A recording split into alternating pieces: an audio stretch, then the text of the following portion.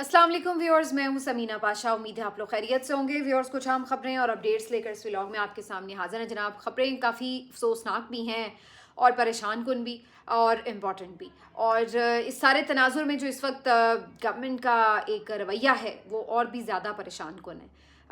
बहुत खौफनाक वारदातें हुई हैं दहशत गर्दी की। एक तो वाना में जो कैडेट कॉलेज है उसके ऊपर दहशत गर्दों ने हमला किया और अभी आखिरी इत्तलात तक ये हमला अगरचे कल से इसके अंदर जो है वो कोशिश की जा रही थी ऑपरेशन करके क्लियर करने की, लेकिन अभी तक इसमें मुकम्मल कामयाबी नहीं मिली। तो एक वो दहशतगर्दी का वाक़या, इसके अलावा आज दारुल हुकूमत के बिल्कुल बीचों बीच इस्लामाबाद कचहरी के गेट पर भी एक खुदकुश धमाका हुआ है, जिसके नतीजे में 12 अफराद जो हैं वो जाँ बहक हो चुके हैं अब तक की इत्तलात के मुताबिक, जबकि कई अफराद ज़ख्मी भी हैं और कुछ की हालत तशवीशनाक है। हलाकतों में इजाफे का खदशा जाहिर किया जा रहा है। तो ये जो दो बड़े वाक़यात दहशत गर्दी के अभी जस्ट 24 आवर्स के दरमियान हुए हैं, इस दौरान जो आप वफाकी हुकूमत की प्रायोरिटी देखते हैं वो ये है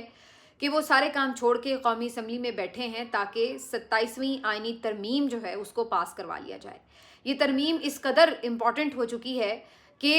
बिल्कुल चंद किलोमीटर के फासले के ऊपर इरफान सिद्दीकी साहब का जस्द खाकी मौजूद है और उनकी नमाज जनाजा अदा की गई, लेकिन वहाँ पर भी इन मेम्बरान असम्बली ने और उनके देरीना दोस्त और वो लोग जिनके लिए इरफान सिद्दीकी साहब ने सारी ज़िंदगी गुजार दी, उन्होंने आके जनाजे में शिरकत तक नहीं की। और उसके साथ साथ अब कहानी सिर्फ यहाँ पे नहीं रुकी, बल्कि उनके डेथ होने यानी डेथ टाइम के हवाले से भी बड़ी एक कंट्रोवर्सी रात भर चलती रही और उससे भी कुछ बड़ी ही अजीबो गरीब और मैं तो कहूँगी उदास वाली कैफियत जो थी वो जहन में आ रही थी। ये सब कुछ इस व्लॉग में डिस्कस करेंगे। इमरान खान साहब से बहनों की मुलाकात का दिन है, लेकिन आज भी उनकी मुलाकात ऐसा लग रहा है कि नहीं करवाई जाएगी, क्योंकि उनकी बहनें आज भी धरना दिए बैठी हैं। सलमान अकरम राजा साहब भी काफ़ी गुस्सा होकर अडयाला से मेरा ख्याल है रवाना हो चुके हैं और मुलाकात का कोई इम्कान दिखाई नहीं दे रहा। अतर मिनल्ला साहब ने भी एक जो है वो ख़त लिख डाला है। तो ये सब कुछ आज के व्लॉग का हिस्सा। आपसे रिक्वेस्ट है कि चैनल को सब्सक्राइब कर लें अगर अभी तक सब्सक्राइब नहीं किया। तो सबसे पहले दहशत गर्दी की जो एक शदीद लहर ने जन्म लिया है इसके ऊपर बात करते हैं। इसको मैं ये नहीं कहूँगी कि ये अभी कोई शुरू हुई है। आपको पता है कि जिस तरह के हालात चल रहे थे खैबर पख्तूनख्वा के, तो मुख्तलिफ इलाकों में आए रोज़ इस किस्म के वाक़यात हो रहे थे और बलूचिस्तान की जो सूरत हाल है वो भी आपके सामने। कल तो मैंने ये भी खबर पढ़ी कि बलूचिस्तान में कोई 3 दिन के लिए पब्लिक ट्रांसपोर्ट ही मुकम्मल बंद की हुई है और ट्रेन्स वगैरह भी नहीं चलाई जा रही। कुछ दिन पहले भी वहाँ पे इसी किस्म के वाक़यात पेश आए। तो बलूचिस्तान की तो सूरत हाल आपके सामने ही है। केपी में आपको मालूम है कि जो आते जाते सिक्योरिटी काफिलों पर हमले हो रहे हैं, वो सब चीज़ें अपनी जगह पे हैं। और ऐसे में अब जो नई सिचुएशन है उसके मुताबिक बात जो है वो इस्लामाबाद तक आ चुकी है। कैपिटल सिटी ऑफ पाकिस्तान तक पहुंच चुके हैं दहशतगर्द और इस्लामाबाद की कचहरी के सामने आज एक खुदकुश धमाका हुआ है। बकौल मोहसिन नकवी साहब, ये खुदकुश धमाका था और इसके नतीजे में 12 अफराद जाँ बहक हो चुके हैं, 35 के करीब ज़ख्मी बताए जा रहे हैं। भारी मिकदार थी इस धमाके में जो बारूद की इस्तेमाल हुई है, इस वजह से जानी नुकसान भी ज़्यादा हुआ है और बहुत दिल दुखी हुआ है, क्योंकि मुझे आज ये मनाजिर देखकर, इस खबर की तफसील पढ़कर वो टाइम याद आ गया जब हम खुद कुछ साल पहले तक ये हर रोज़ दहशत गर्दी और धमाकों की कवरेज करते थे। एज न्यूज़ एंकर कई धमाकों की कवरेज की है और वो जो फील आती थी उस वक्त कि कभी भी कहीं भी किसी भी वक्त कोई धमाका हो सकता है और कोई दहशतगर्दी का निशाना बन सकता है। तो आज वो वाले वाक़यात जो थे दोबारा से आंखों के सामने घूम रहे थे और सोच रही थी मैं कि इतनी मुश्किल से इस मुल्क में अमन की जो सूरत हाल है उसको थोड़ा बेहतर किया गया था, उसमें बेहतरी आ गई थी। काफ़ी चीज़ें जो थी ये पिछले कुछ सालों में बेहतरी की जानिब गई, लेकिन फिर उसके बाद जैसे जैसे रजीम चेंज होने के असरात आपको नज़र आने लगे, उसके बाद हम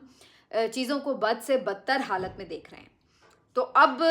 ये एक इशू यहाँ पे नहीं रुका, बल्कि वाना जो है वहाँ पर भी इस किस्म की खबरें आई कि कल से ये खबरें आना शुरू हुई, जो कि पहले बिल्कुल डिस्कस नहीं हो रही थी और कंफर्म नहीं की जा रही थी। लेकिन वहाँ पर भी जो कैडेट कॉलेज है उसके ऊपर दहशतगर्दों ने हमला किया और बताया ये जा रहा है कि कोई 650 के करीब अफराद हैं जो वहाँ पर यरगमाल उन्होंने बना लिए, जिनमें स्टूडेंट्स भी थे और टीचर्स भी थे। तादाद उनकी सिर्फ 3 बताई जा रही है। मुझे ये काफ़ी सोच के हैरत हुई कि अगर 3 दहशतगर्द हैं तो कल से वो इन सब लोगों को किस तरह यरगमाल बनाए हुए हैं और अभी तक इन पे काबू नहीं पाया जा सका, तो ये काफ़ी अफसोसनाक सूरत हाल है। अभी तक ये पता चला है कि काफ़ी लोगों को रेस्क्यू कर लिया गया है और जो मुख्तलिफ उसके बिल्डिंग्स थी उस कॉलेज की, उसमें एक बिल्डिंग तक उन्हें महदूद कर दिया गया। तो इस हद तक तो कामयाबी मिली है सिक्योरिटी फोर्सेस को, लेकिन अभी भी इस पूरे कॉलेज को क्लियर नहीं करवाया जा सका। तो ये तकरीबन अब कल से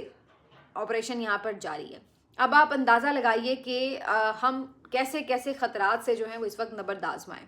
ये तब हो रहा है जब अफ़गानिस्तान के साथ आपकी टॉक्स जो हैं वो नाकाम हो चुकी हैं।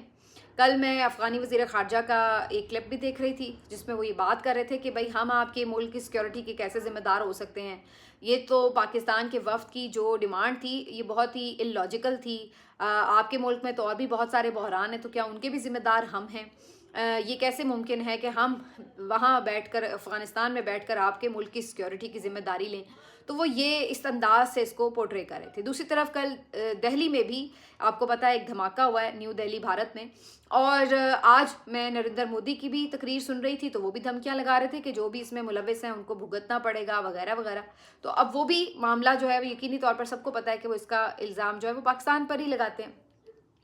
तो ये सारी सिचुएशन बन रही है कि जहाँ आपके जो दो नेबर्स हैं उनके साथ आपके हालात इतने ख़राब हुए हैं।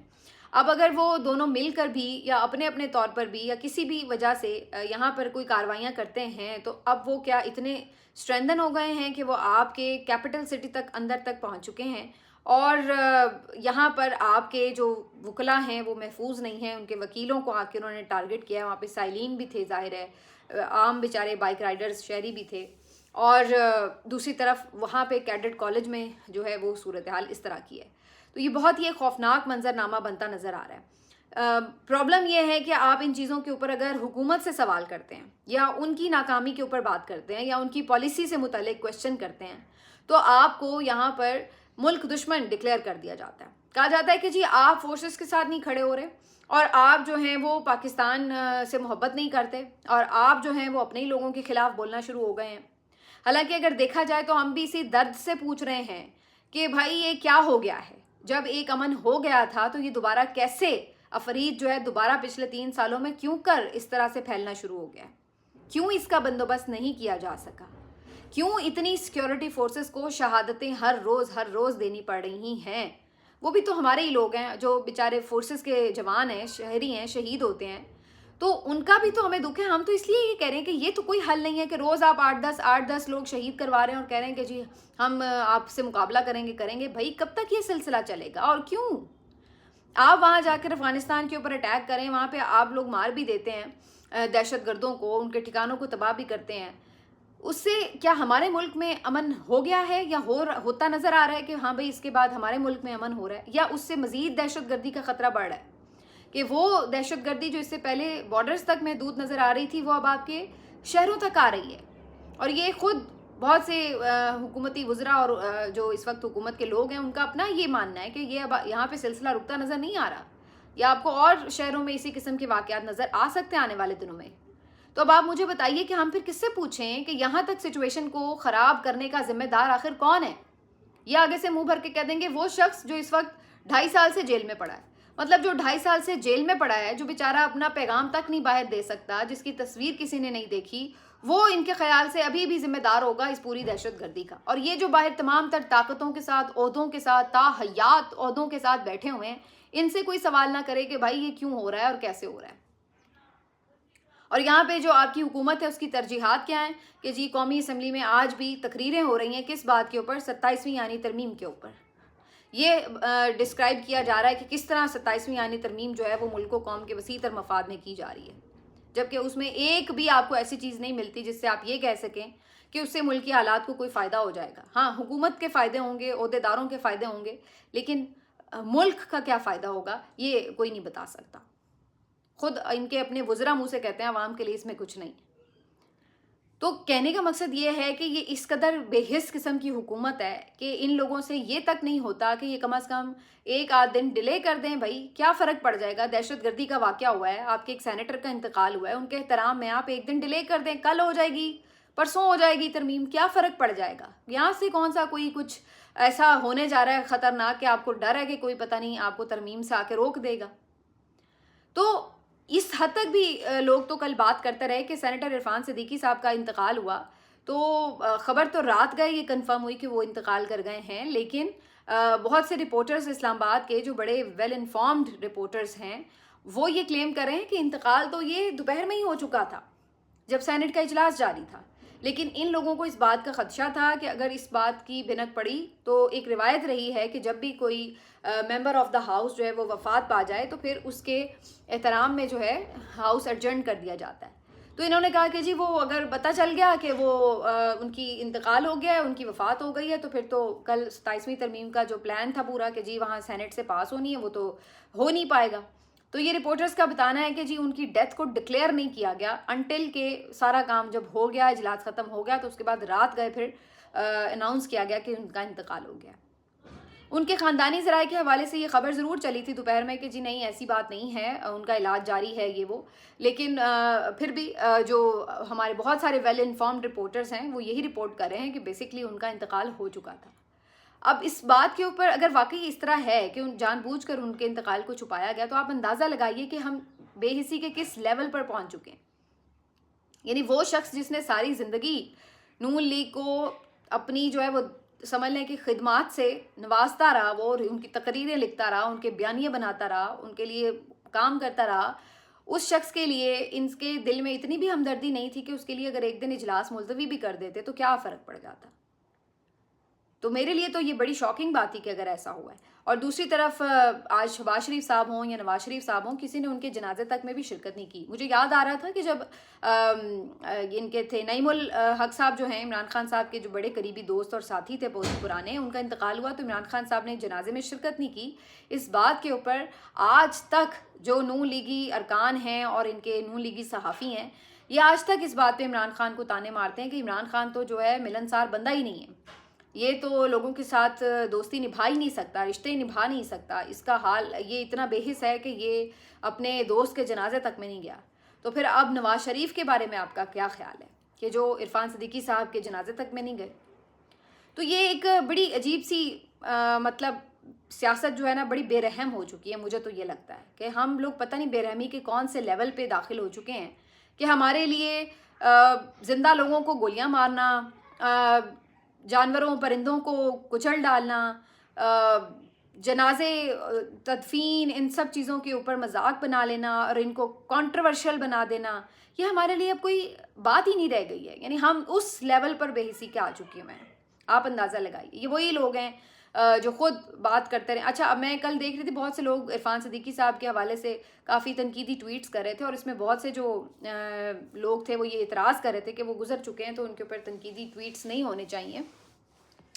تو پھر بہت سے لوگ انہی کی یعنی عرفان صدیقی صاحب کی ٹویٹس نکال کے شیئر کر رہے تھے کہ جہاں پر پی ٹی آئی کے لوگ جب 26 نومبر میں شہید ہوئے تو عرفان صدیقی صاحب کھلے عام اس بات کی تردید کر رہے تھے کہ وہاں تو کوئی گولی نہیں چلی اور کوئی جنازہ ہی نہیں اٹھا، اور یہ سارا کچھ ان کا جھوٹ ہے اور یہ ہے وہ ہے۔ ان کے شہداء کا سرے سے ہی وہ انکار کرتے رہے۔ تو لوگ یہ بھی بات کر رہے تھے کہ بھائی پھر وہ جب شہید لوگوں کے بارے میں غلط بات کر رہے تھے تو اس وقت تو کسی کو تکلیف نہیں ہو رہی تھی، لیکن میں پھر بھی سمجھتی ہوں کہ جو شخص دار فانی سے کوچ کر گیا ہے اس کے بارے میں بعض اوقات انسان ظاہری سی بات ہے خاموش ہو جاتا ہے کہ اب اس کا اور اس کے اللہ کا معاملہ جو اس نے اعمال کیے ہیں وہ اس کا جواب دہ خود اللہ کے سامنے ہے۔ لیکن بات پھر وہی آ جاتی ہے کہ آپ نے لوگوں کو اس نہج تک پہنچا دیا، اتنا غصہ آ گیا ہے لوگوں کے اندر کہ اب وہ چیزیں جو پہلے ہماری کبھی روایات رہی تھیں وہ بھی آہستہ آہستہ جو ہیں وہ اسی نفرت کے، انتقام کے اور بدلے کے گرداب میں کہیں پھنس کے رہ گئی، ظلم کے گرداب میں کہیں پھنس کے رہ گئی۔ اتنا ظلم کر دیا لوگوں کے اوپر کہ اب لوگ خود وہ کہتے ہیں کہ اب جو بھی ان میں سے کسی کے ساتھ بھی کچھ ہوتا ہے تو ان کو بھی جیسے وہ کہتے ہیں کہ ٹھیک ہے پھر ہم بھی جو مرضی کہیں گے۔ تو اب یہ اس قسم کی سچویشن جو ہے وہ ڈیولپ ہو چکی ہے۔ بہرحال جی اللہ تعالیٰ ہم سب پر رحم فرمائے۔